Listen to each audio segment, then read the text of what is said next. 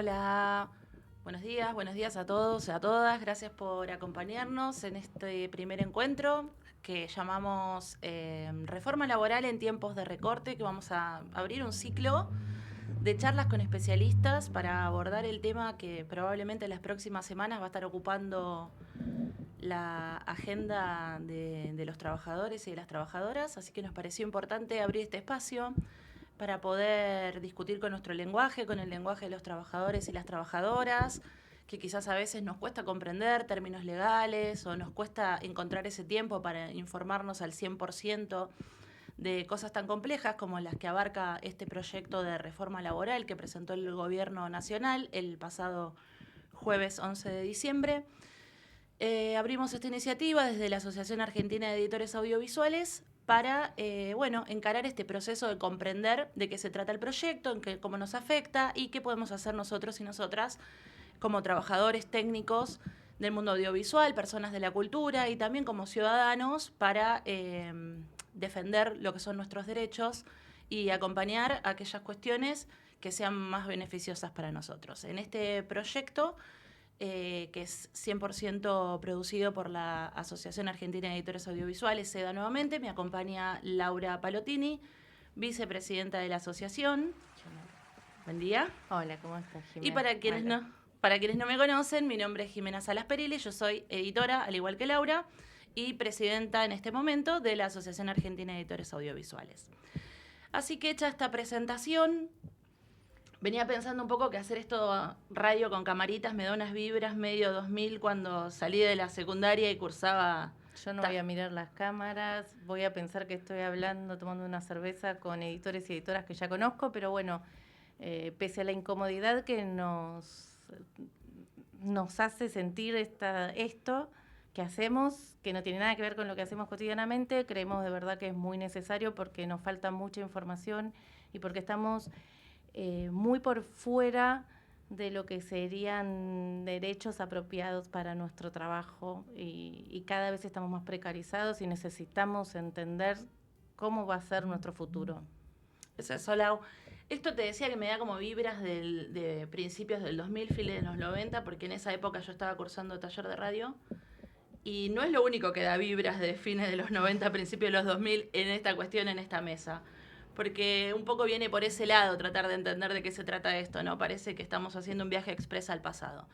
En esta primera charla, para tratar de entender, como les comentaba, tenemos un invitado, que es una persona que es representante de una asociación de técnicos también, de la Asociación de Directores de Obras Audiovisuales de Televisión, DOAT, y hace varios años es el coordinador general de la Multisectorial Audiovisual, un espacio del cual forma parte EDA desde su fundación, y que él con su trabajo, además de manejar la comunión dentro de la multisectorial, en donde nos encontramos un montón de asociaciones, profesionales y también sindicatos de varias ramas de la cultura, es una persona que siempre está muy cercana a lo que son los tratamientos de proyectos legislativos que fuimos teniendo en los últimos años. Entonces, como él tiene ese conocimiento y además es una persona que viene también de la técnica, también es un trabajador que viene del rubro en el que nosotros nos desempeñamos, nos pareció importante tenerlo.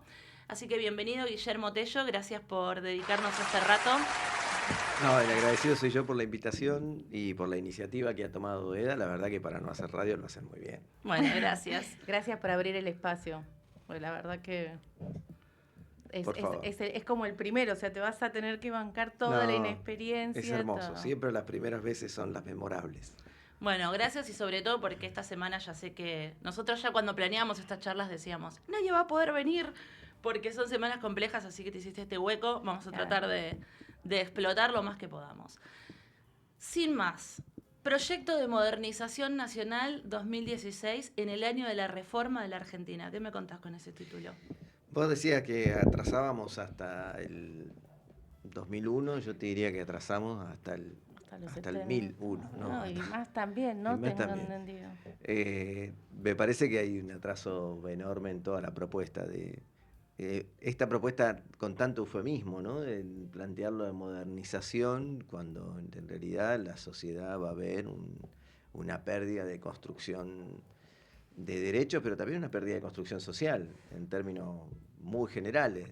No se trata solamente de los derechos de los trabajadores y las trabajadoras de por sí ya es importante, sino que además eso integra el contrato social establecido.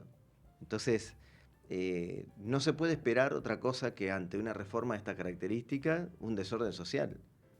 Es impensado que se haga una reforma laboral tan grande sobre los marcos técnicos, pero también económicos y también sobre la vida de la sociedad, y que no vaya a pasar nada. O sea, que no vaya a pasar nada en términos sociales, ¿no? Es decir, que la gente se va a ver realmente muy perjudicada. No solo aquellos que tienen un vínculo de trabajo laboral registrado, sino aquellos que no tienen el vínculo de trabajo registrado. Hoy muchos hablan sobre la cantidad de porcentaje de trabajadores y trabajadoras no registradas, que es muy alto, y que con esa excusa esta supuesta modernización podría llegar a traer una ampliación del trabajo registrado. Un estudio que no tiene nadie presentado, nadie ha hecho, no hay una evaluación sobre esto, y diría que totalmente lo contrario. Es decir, cada vez que en la historia argentina tuvo la posibilidad de incrementar el desarrollo productivo, que tuvo la posibilidad de incrementar el desarrollo laboral, fue con normas mucho más favorables para el vínculo laboral. Esa es una realidad. Sacar la indemnización, que ya pasamos por esa etapa en algún momento de nuestra historia, varios momentos, no fue más beneficioso que hacer una doble indemnización. Con doble indemnización, por ejemplo, tuvimos mayor cantidad de incorporación de trabajadores y trabajadoras al mercado formal. ¿Te referís en la época de la pandemia? En la época de la pandemia y también en los primeros años del gobierno de Néstor Kirchner también hubo medidas de estas características, para no tener una pérdida tan grande. Él, me acuerdo siempre de la frase que él decía, asumí con mayor cantidad de porcentaje de desocupados que el porcentaje de votos que logró, ¿no? 22 y pico creo que fueron los votos y había más de 25,7 creo de desocupados. Fíjense, nosotros estamos lejos todavía de ese porcentaje de desocupación, tomando la medida estándar que está haciendo en este momento, ¿no? Estamos lejos todavía. Fíjense que eso puede generar un daño enorme en la sociedad desde todos los puntos de vista. Bien, hablabas al principio de la cuestión de los eufemismos, que un poco yo también me estaba burlando de eso, y digo, como la ironía, ¿no?, con la que se maneja este proyecto. Por un lado los eufemismos, por otro lado revisar las 71 páginas que tiene el proyecto y encontrarse hacia el final con artículos que tienen que ver con una reforma tributaria. Y una reforma tributaria que además recae sobre el sector de la cultura, que viene siendo el elemento como de agenda que utiliza el gobierno para instaurar lo que yo creo, y esto me hago cargo, pues son mis palabras, un enemigo fácil a quien golpear mientras las otras cuestiones van sucediendo por el otro lado, ¿no? La cultura ha sido como suelen golpeada. buscar enemigos visibles que están en franca debilidad, porque no es que atacan a los sectores culturales monopólicos. No es que hace lo que hizo Trump y dijo, no, bueno, vamos a ver si la unidad de la compra entre Netflix y Warner Brothers está bien. Dice, bueno, ¿no? Tomando como ideal aquel admirado presidente que tiene el presidente Milei. Y se le dijo, bueno, vamos a ver, porque la ley antimonopólica no sé si está bien. Ella sabe que no le conviene que el monopolio crezca tanto, y entonces ese tipo de cosas no está pasando en la Argentina. En la Argentina está pasando lo contrario, es decir, va derecho al que tiene menor capacidades laborales, menor capacidad económica, menor capacidad de defensa, que en este caso serían los trabajadores y las trabajadoras, y las políticas públicas, culturales y comunicacionales, que son todas de periodos democráticos. No es casual que todo lo que golpean es la cultura y la comunicación democrática, no es otra. Es decir, todas las leyes que pusieron en el título 25, que es el que acabas de nombrar, que derogan los gravámenes, son todas normas nacidas al calor del debate público y nacidas al calor del debate parlamentario, y que costaron años llegar a ella.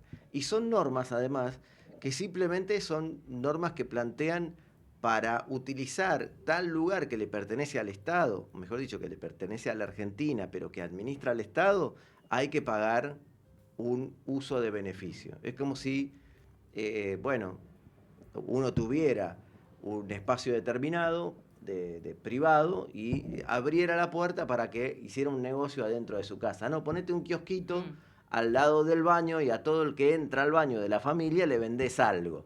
Bueno, para eso algo hay que cobrar o algo hay que reglamentar. Claro. Esto es así, porque además todos los miembros de la familia necesitan ir al baño. No hay forma de evitarlo. Bueno, esto es, gráficamente es eso.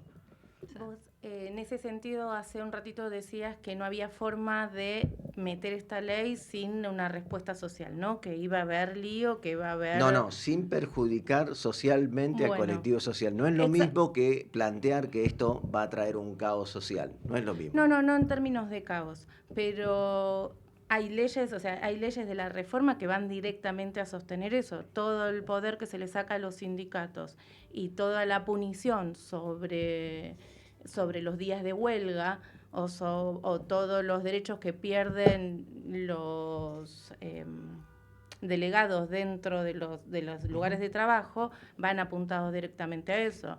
Están apuntados directamente a la pérdida de defensa que tiene el trabajador y la trabajadora en su organización, eso seguro. Pero yo no estaba hablando de eso, no estoy hablando del impacto inmediato o directo que va a tener en cuanto a la defensa de estas acciones. Lo que estoy hablando es una degradación del contrato social y por ende una degradación de la sociedad.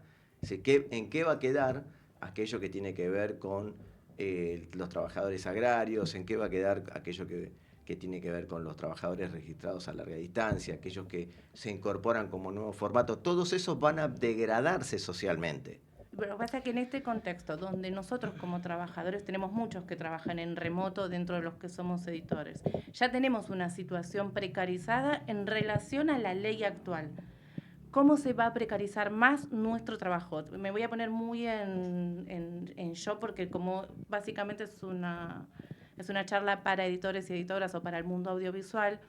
Yo creo que hay un lugar donde nos afecta directamente a nosotros. Lo que pasa es que una cosa es que exista la ley y otra cosa que no exista. Es decir, cuando no se incumple la ley, uno tiene la posibilidad de judicializar o de demandar al patrón que está tratando de hacerse el distraído diciendo que no es patrón, ¿no? Contratándolo a través de un formato monotributo, un contrato de locación, como quiera llamarlo, con un tiempo determinado. Las normas siguen existiendo. Si uno se da media vuelta y dice, bueno, contrato un abogado, le pido al sindicato que me asista con un abogado, va a terminar ganando los beneficios. Eso es una realidad que fue pasando en los distintos colectivos también. Bueno, ninguno de los trabajadores y trabajadoras de los streaming estaban regularizados. De a poco, a medida de que los sindicatos van haciendo la fuerza necesaria para que eso suceda, va pasando. Esto que vos contás, cuando sucedía durante la etapa en que había moviolas de cine dando vuelta por ahí, en cualquier lugar, casi que en una casa, pasaba frecuentemente. Eso dejó de pasar gracias al ejercicio sindical y entonces en ese momento, que era más fácil porque es una máquina que tiene que entrar por la aduana, había que registrarla, entonces cada uno que tenía una moviola había que registrar, por lo tanto tenía que ver si era para uso personal o si era forma del trabajo. Era más sencillo regularizarla, pero se encuentran los mecanismos. ¿Se entiende, no? Lo que estoy diciendo. Sí, entonces, claro. Ahora no, lo que va a pasar es que, bueno, no va a tener responsabilidad. Aquel que te contrata va a hacer un servicio como si vos dijeras, bueno, yo contrato por única vez a un gasista que viene, me resuelve por única vez un problema en mi casa. Y que además tiene que estar matriculado. Digo, ¿no? Sí, fíjate sí, lo que claro. yo te estoy diciendo. Igual, mirá cómo te pongo de contraparte sí, claro. a un profesional que además tuvo que tener una regulación de otro lado. Pero además directamente nos desprotege del sindicato, porque con Claro, esto de que el empleador ya no va a tener la obligación de descontarnos, y ustedes tampoco pueden, como sindicato, el sindicato no puede tampoco Nosotros como un incluso colectivo muy grande, porque recién Jimena decía muy bien, a mí me toca la coordinación general de la multisectorial. Adentro de la multisectorial integran, mejor dicho, no solo sindicatos, asociaciones profesionales, algunas cámaras, una red federal de televisoras públicas, un organismo descentralizado de Instituto de Artes Audiovisuales de Misiones, integra un colectivo audiovisual muy grande en el sentido de las pertenencias o las potestades que tienen en su desarrollo cultural. Yo estoy planteando, nosotros tenemos la necesidad de salir a defender todo lo que hemos construido porque esto va indefectiblemente a la degradación. O sea, podemos pensar que sí, la resistencia va a ser muy dura, que vamos a hacer muchas cosas para que eso suceda y que va a ser prolongado. Yo incluso estoy seguro que aunque logren la ley, porque están muy confiados en que tienen los votos y yo no estoy tan seguro, aunque logren la ley, lo que va a terminar pasando es que la degradación posterior es muy fuerte. Porque no hay que olvidar que aquello que nosotros conocemos como la ley Banenco fue una reforma laboral que la lograron, o sea, se votó, pero después de que se votó, no llegaron a 4 meses ese gobierno. Y no estoy hablando que va a pasar un estallido social, nada por el estilo, sino que hay una degradación social. Que hay un costo. Claro, hay un costo político, un costo social, un costo empático, si querés, que se acaba la fantasía de que no, es un cambio y ese cambio va a ser para mejor. Yo quería retomar una cosita antes de pasar al capítulo que creo que más vamos a poder exprimir, que es el tema de la cultura. Él hace un ratito había mencionado a los trabajadores agrarios, a los trabajadores de nuevos formatos. Esto lo quiero aclarar para quienes estén viendo o escuchando que quizás no tuvieron todavía oportunidad de leer el proyecto. En el inicio del proyecto, corregime si me equivoco, hay una suerte de explicación en donde algunas actividades quedan exentas de ser reguladas bajo la Ley de Contrato de Trabajo de la Nación y pasan al fuero civil y comercial.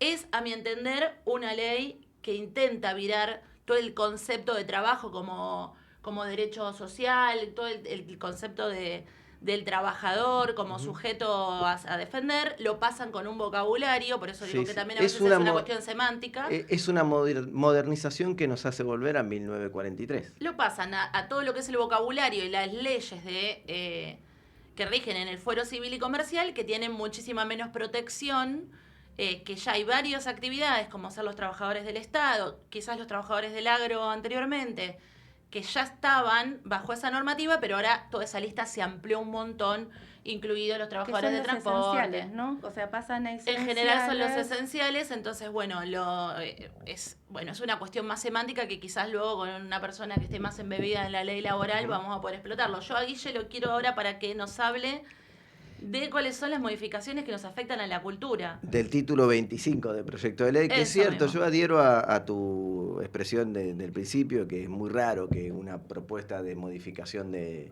ley laboral venga con un apartado de modificación tributaria. Que además entiendo que tiene que pasar por diputados antes de pasar por senadores. Tiene que pasar por diputados. La Constitución es muy clara en el artículo 52, también los reglamentos de ambas cámaras es muy clara y efectivamente tendría que pasar por diputados. Yo creo que hicieron esto solo para ganar tiempo, para poner a discutir a los sectores de cada uno de los ámbitos. La decisión política parece estar, así que como mucho lo que va a pasar es que se den media vuelta, partan el proyecto de ley y una parte va a pasar a diputado y la otra sigue a senadores. De hecho, no. Rosati se expresó, ¿no? Como diciendo, esto va a ser judicializable, que una ley laboral salga con esa premisa. Es raro, porque ¿quién va a aprobar? Yo creo que no van a cometer ese error, lo van a resolver mientras lo que hacen es poner a los distintos colectivos tratando de dividirlos. O sea, que los sectores culturales, por ejemplo, peleen por su parte, ¿no? Que los sectores de los trabajadores agrarios o de las productoras agrarias trabajen por su parte, ¿no? Tratando de dividir el todo de una reforma laboral. Me parece que es eso. Ahora, el artículo 25, que era lo que hablamos al principio, cuando yo hice esa comparación un tanto grotesca de como si uno pusiera a trabajar algo adentro, pero es bastante cercana, ¿no? Lo que hace no es lo mismo que cuando se perdían las asignaciones específicas, que son los mismos artículos. Acá no va a pasar lo mismo, acá directamente van a dejar de cobrarlo. O sea, en aquel momento se cobraba, se iba a seguir cobrando y se iba a pagar a las arcas del Tesoro y el Tesoro iba a hacer con esa plata lo que le parecía. Tremendamente malo, por supuesto, por eso nos alzamos en movilización e hicimos todo lo necesario para lograr que se consiga una prórroga de 50 años. Muy importante. También es bueno recordar que eso fue durante el gobierno de Alberto Fernández, o sea, parece que no distinguimos sector político que tenga gana de meterle mano a los gravámenes que tienen que ver con la cultura y la comunicación, ¿no? O sea, si bien pasó primero en el gobierno de Macri, llegamos al último año de Alberto Fernández y todavía no se había corregido el hecho de que estábamos a punto de perder todos los gravámenes destinados a la comunicación. Acá es aún peor. Es una búsqueda de la discrecionalidad absoluta. Entonces, al borrarse por completo todos los gravámenes, todos los organismos descentralizados se van a quedar sin financiamiento. Eso y decir que van a desaparecer es lo mismo, porque a partir de ese momento habría que esperar a quién lo va a financiar o cómo lo van a financiar.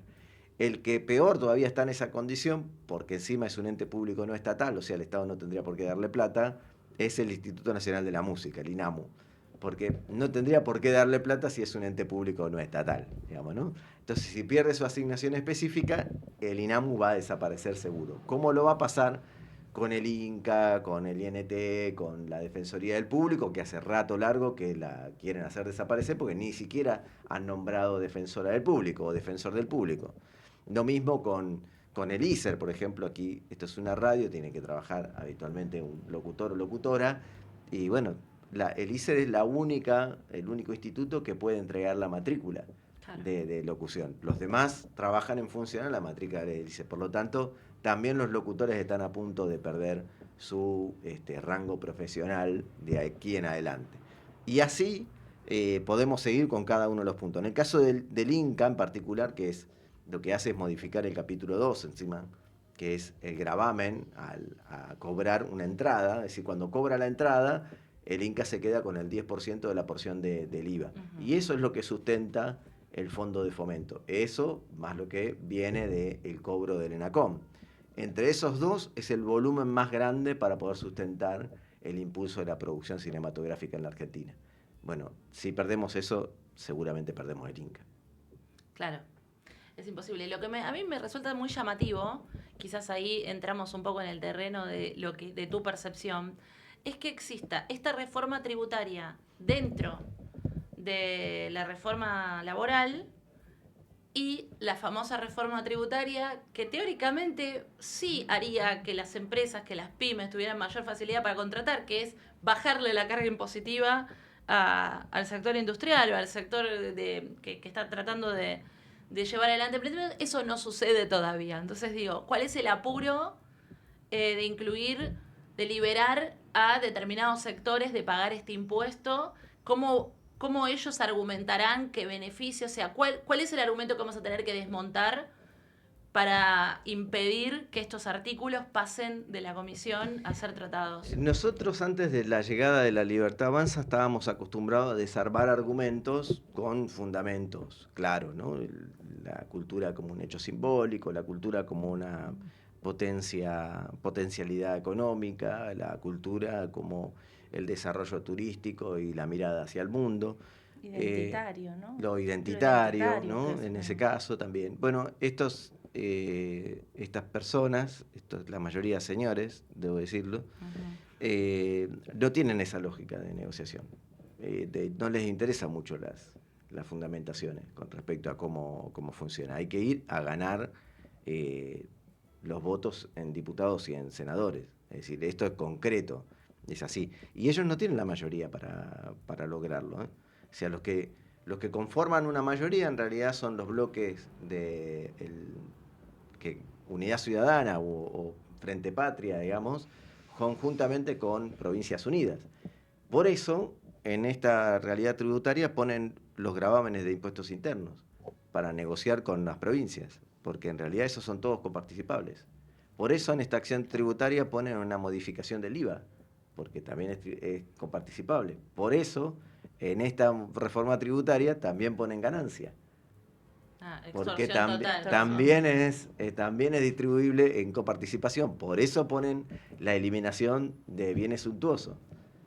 Es decir, las empresas les va a convenir más comprar jet o lo que sea, total no van a tener que pagar los bienes suntuosos.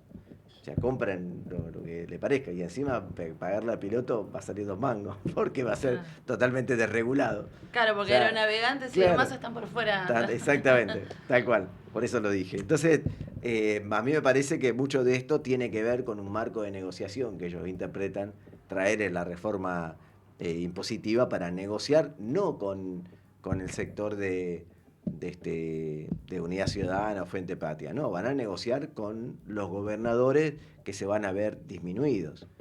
Y en el sector cultural, bueno, los beneficios de los institutos, de los organismos descentralizados, se ven potenciados en las provincias. Ustedes recuerden que antes de la llegada del 2009, 2010, prácticamente no había producción de ficción o de contenidos audiovisuales en las provincias, no había prácticamente. Eso es una realidad que nosotros vimos al calor de la Ley de Servicios de Comunicación y al calor de la Ley de la Televisión Digital Abierta, que es lo que amplió una posibilidad de desarrollo productivo en el área de televisión. También amplió las señales televisivas, los canales televisivos, amplió el espectro y eso hizo que entonces las provincias se animaran a mayor producción. Por eso tenemos un Instituto de Artes Audiovisuales en Misiones que funciona en vínculo con el INCA, es decir, la provincia pone una plata, pone beneficios fiscales, pone trabajo del sector para lograr mejores condiciones para que su población consiga los beneficios del INCA. Ya, si no consigue los beneficios del INCA, se acaban las oportunidades de que ese instituto pueda seguir produciendo, porque últimamente que no producen nada con el INCA, están tratando de ver si pueden coproducir con Brasil, con Uruguay, con Paraguay, porque efectivamente no hay con qué. Muy sí, similar. Esas que veníamos con lo identitario, siempre se vende algo, porque en nuestra experiencia como editores, cuando vos tenés una coproducción con 3 países, tenés una limitante estética y argumental que lo identitario pasa al sector ventas y se acabó. O sea, Y de soberanía. Y de De soberanía, porque eso también hay que entenderlo, porque nosotros nos hemos acostumbrado a una pérdida muy grande de soberanía a través de las plataformas digitales, porque cuando las plataformas digitales se ingresaron a la Argentina, el primero que no pagan ningún gravamen por el funcionamiento, que es lo que pagan el resto de los canales y señales, que es lo que quieren borrar, digamos, acá tendríamos que estar discutiendo lo contrario. Es decir, las plataformas digitales tendrían que estar pagando un gravamen como lo pagan las radios, los canales, los señales, las mismas salas de cine y todo lo demás. Cuando llegan las plataformas, lo que terminamos perdiendo es la posibilidad real de la construcción de producciones que sean identitarias en cuanto a lo cultural, pero con la capitalización también de la comercialización. En cambio, las productoras que acuerdan con las grandes plataformas le dejan el derecho fonomecánico y extorsionan para que le dejen también el derecho de autor.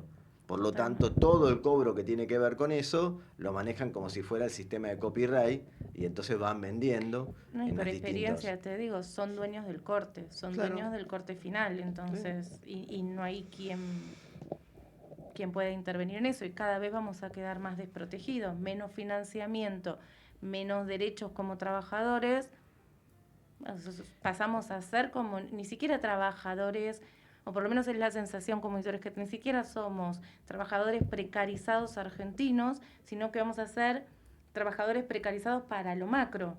Claro, sí, como solemos hablar de Taiwán. Exactamente. ¿No? Es decir, trabajadores son como granjas no, tecnológicas. Mercados de granjas. Sí, no, y además no perder de vista que la actividad audiovisual genera puestos de trabajo legítimos en otros rubros también, digo, cuando todo eso empieza a hacerse afuera, porque acá no hay forma, porque acá no hay un fomento, porque no hay políticas públicas que lo permitan, no solamente estamos perdiendo soberanía audiovisual, estamos permitiendo que nuestros públicos se reeduquen en otras formas de ver y de comprender, que quizás están alejadas de nuestras expresiones culturales más legítimas, y además estamos perdiendo ingresos legítimos a la industria. Jimena, es bueno también contar que esto no es la primera vez que nos pasa, no estoy hablando solamente de las asignaciones específicas, estamos hablando de muchas otras situaciones, ¿no? El colectivo de cineastas y productores que empujaron la modificación de la ley de cine en el año 94 se veían en el mundo de desaparecer, es decir, ese año 1994 se estrenaron 9 películas y al año siguiente con la modificación 35, como para que tener una idea del empuje que dio la modificación de la ley. Sino que también a nosotros nos ha pasado muchas veces. Digo, superamos la quema de libros, superamos las listas negras, superamos el operativo blanco de que condenaba a artistas de todos los rubros, superamos los exilios culturales, digo, hemos superado, este pueblo ha superado un ataque feroz a la cultura a lo largo de los años muchas veces, y esta no va a ser una manera distinta.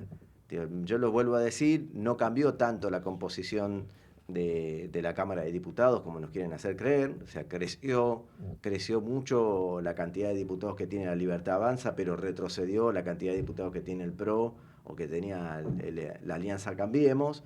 Y entonces el equilibrio está en... Cambiaron figuritas. Claro, cambiaron figuritas. Acá veremos cómo se comportan aquellos que dicen representar el federalismo, que en su bloque se lo autodenominan Provincias Unidas. Bueno, veamos qué tan unidas son las provincias para defender sus propios intereses, porque a fin de cuentas esto que nombramos, sobre los impuestos internos, sobre qué financia o cómo se financian los organismos culturales, es precisamente, bueno, cómo esas provincias logran tener políticas culturales y comunicacionales que le dé a su población beneficios directos. Ya te robamos como 7 minutos del tiempo que te pedimos, así que lo último que me gustaría preguntarte, porque... Yo tengo una preguntita más. Bueno, espera, yo necesito que antes de que él se tenga que ir, nos diga cuál es el plan. Bueno, era por ahí ¿Viste? la pregunta. ¿Cuál es el plan? ¿Qué podemos hacer como trabajadores técnicos, como trabajadores de la cultura, como ciudadanos? Yo sé que está todo en conversación porque EDA forma parte de estos espacios. Exactamente. La coyuntura ya no ahorca, sino que asfixia. Es imposible seguir el ritmo de todo. Pero bueno, ¿cuál es el plan? ¿Cuál es tu expectativa? ¿Qué es lo que querés lograr? A ver cómo podemos también aportar a eso. Nosotros como multisectorial integramos también el Frente Cultural Federal, que es un espacio mucho más amplio, que participa fuertemente en muchas provincias también, que no están en esa línea que conté anteriormente, que tienen una composición importante como para la defensa.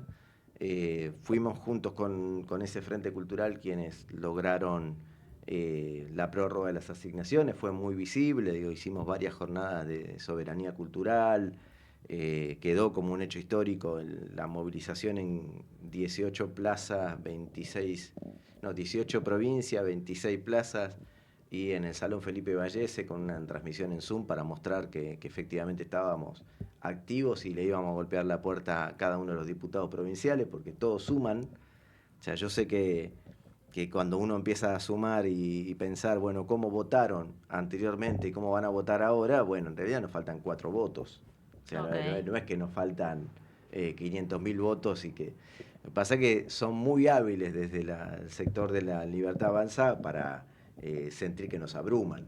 Que bueno, que ya rápidamente, claro, debate, sí. que parece que, bueno, ya perdimos. Antes de empezar a jugar el juego, perdimos. No, bueno, no perdimos todavía, falta un montón. Mucho grito. Mucho grito, mucha acción. Bueno, en ese sentido el plan es organizarse a través del Frente Cultural Federal y hacer un aporte al debate más grande que lo conducen las 3 centrales de los trabajadores y las trabajadoras. Entonces, nuestro rol o nuestra responsabilidad es tener la mayor amplitud posible para defender todo lo que tiene que ver con la cultura y la comunicación en la Argentina. Sobre todo pensando en que todos son proyectos democráticos, es decir, todo salió en función a la democracia. Esto te lo repregunto porque es una pregunta que me hago a mí misma. ¿Cómo se hace en esta línea? ¿Cómo se hace si tuviéramos a 3 pibes sub-20 o sub-30 escuchando? ¿Cómo se hace para explicarles que necesitamos que estén, que le pongan el cuerpo, que es necesario, que... Yo no sé qué pibe te imaginás vos, pero a nosotros las organizaciones nos tocan la representación de colectivos que ya se acercaron a ser representados. No nos toca la representación de aquel que no está en una representación, o sea, no le interesa, está patinando en una plaza, tendría que sentirse cercano a algún tipo de asociación de patinadores, no lo sé cómo decirlo, pero a nuestro espacio son nuestros colectivos, nosotros tenemos que darle respuesta a nuestros colectivos. Si ese joven está editando en algún lugar en soledad y está escuchando en este momento, yo le quiero decir que no tiene futuro si no logramos vencer este escollo de modificación de ley de trabajo. Esa es la realidad. Y aquel que está estudiando, aquel joven que está estudiando, tiene que pensar que no va a tener ningún futuro, que el único futuro que va a tener es lo mismo que le están proponiendo a los investigadores, digo, que es irse del país. Irse. Esa es la única realidad. Y con todo el desarraigo que eso implica, yo lo voy a decir en forma personal, yo me fui en el año 96 a Italia, me fue recontra bien, me gradué, soy doctor en comunicación, hice un montón de cosas, pero la tierra tira fuertemente y llegó el momento en que, bueno, hubo que volverse. Y ahí uno se da cuenta realmente que cuán importante es la construcción de identidad, de soberanía y de patria. Sin duda.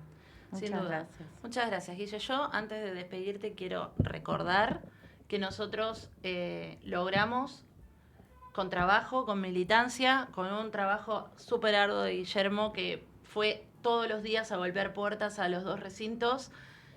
Eda estuvo presente también en el recinto argumentando a favor de sostener la cultura, y logramos quitar esos artículos del proyecto de ley bases ómnibus o bondi o como fuera que le hayan puesto. Así que no tenemos que perder la esperanza. Realmente creo que la lucha colectiva nos puede acompañar. Hay que salir a la calle, hay que intentar estar este jueves a pesar de que haga calor, un heladito, agua y ahí aguantando. También por poner el cuerpo por las personas que se están moviendo también, que están dejando todo ahí, porque si nosotros no acompañamos en la calle, es mucho esfuerzo que va a quedar en la nada y va a suceder lo que él acaba de decir. No hay futuro para la cultura. Sí, el jueves empieza la manifestación popular, social de la resistencia a este tipo de modificaciones, que son gravosas para toda la sociedad. Pero es el comienzo. A partir de ahí empiezan muchas otras actividades que iremos coordinando. En el caso del Frente Cultural para la Cultura y en el caso de las centrales nos acoplaremos a lo que las centrales planteen. Pero me parece que es importante pensar también que efectivamente en la unidad nosotros logramos muchas cosas, ¿no? Hay cosas que todavía no están vigentes, pero que no hemos perdido la norma. Y eso es muy importante, porque cuando la oportunidad de construcción colectiva se da, nosotros hacemos que las normas caminen. Y esa es la parte importante también. Es decir, hacemos que funcionen. Y hay que pensar en eso. Por eso me parece que lo que hay que convocar es a hacer acciones. Pero hacer acciones de las que le toca a cada uno. Es decir, si sos músico, tocá en la plaza y pasá un panfletito, decí lo que te parece con respecto a no perder el INAMU. Si sos editora o editor, hagan videos. Bueno, esto es parte. Claro, esto es parte de eso. Hagan videos. Hicieron unos muy buenos videos cuando estábamos luchando por la ley de equidad de género en los medios, que se logró también, otra lucha importantísima. Hagan su trabajo, que lo hacen muy bien, con mucha creatividad, y eso va a aportar un montón a lograr que ganemos también esta partida.